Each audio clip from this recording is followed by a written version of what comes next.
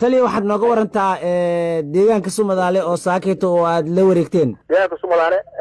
waa deegaan oo deegaanka jacayl hoostaga waa meel oo deegaana oo muddo cadowga joogin ilaahay alxamdu waa ogtahay wanaga waa ciidamada kuma doorsanay xilligan baxay xilligan deegaana midna qofna ma xogteeda ma ogaan karo marka goobta hadda ku suganay wax uraysan kama jiraan waa tahay deegaankii oo aad tagteen oo cadowga laga saaray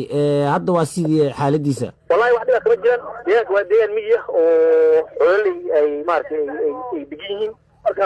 xoolay meesha ku sugan oo maartay waa deegaan daaqsimeed marka deegaan beeroodi oo ka sokeeyo oo xilliga roobka baxa marka wax dhiba kama jiraan hadda waa socodkii dabaqaaqi ummadda waa furtay geeyay kulli waa waraysan karo dadka shacabkana uraysan kama jiraan wallahi meesha taa waa meel aan si daba socon hadii la yiraahdo marka goob kastoo tiraan waa ka daba tegaynaa wax oo hadda meel ay sii joogi karaan oo hadda awood gaara ma jirto sababtoo hadday lahaayeen way dagaalami lahaayeen oo ay xaniil yihiin marka waad ujeedaa marka waa garan kartaa waan dareemi kartaa waa xii daba soconaynaa meelaha la meesha tiraan waa tahay ugu dambeyn shacabka Soomaaliyeed ee ku dhageysanaya maxaad ugu baaqay shacabka Soomaaliyeed waxaan ugu baaqaa inay iska dulqaadaan eeriyada dul saaran oo ciidanka xoogga dalka Soomaaliya loo shaqeeyaan xoog annaga u haynay waxa laga rabaa oo kaliya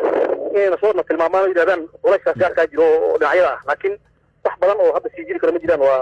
insha Allah gaar xiriir marna waxaan isku furaynaa deegaanada dhamaan gobolada galbeed iyo shabeellada dhexe insha Allah waa tahay taliya aad iyo aad u mahadsantahay taliya